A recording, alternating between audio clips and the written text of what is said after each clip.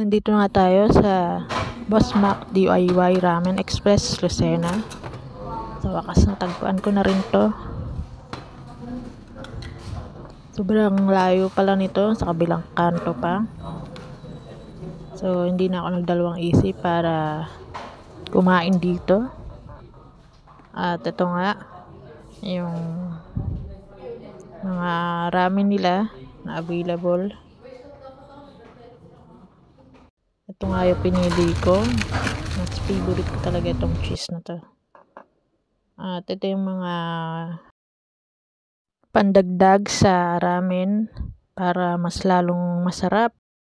Kaya ikaw na ang pipili kung anong gusto mo. Sa kasamaang palad, wala akong makitang sliced cheese dito. Kaya naubos na daw.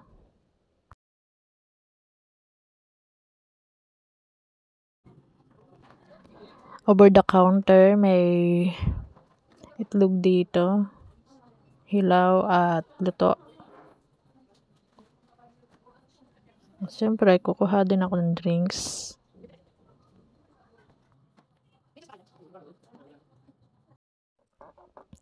Ito, at lutuin ko na siya.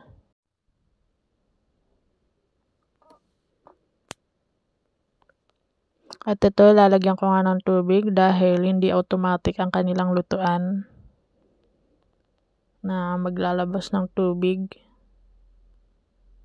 Kaya lang, nalagyan ko pala siya ng malamig na tubig, kaya pala napakatagal ng aking pagluluto nito.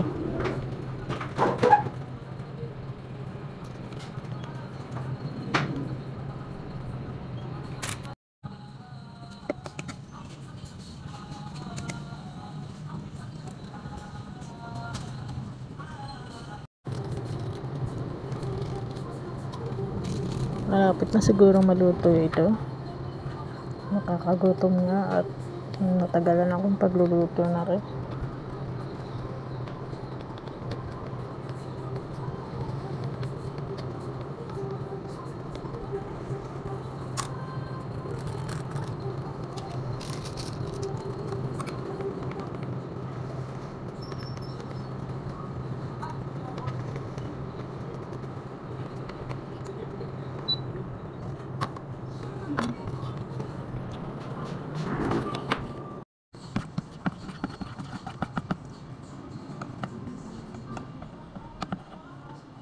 Sobrang init nga nito kaya hindi ko agad maisubo ito.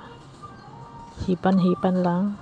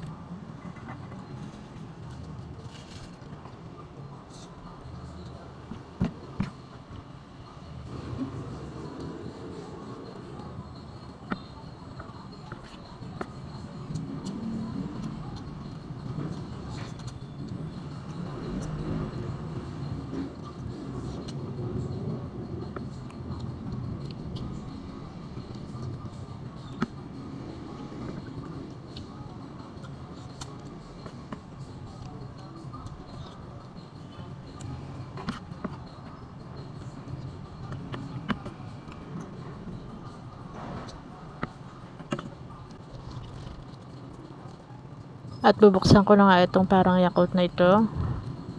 Hirap baga ng buksan are. Baka matapon. Kaya ang ginawa ko, binutas ko na lang gamit ang gunting.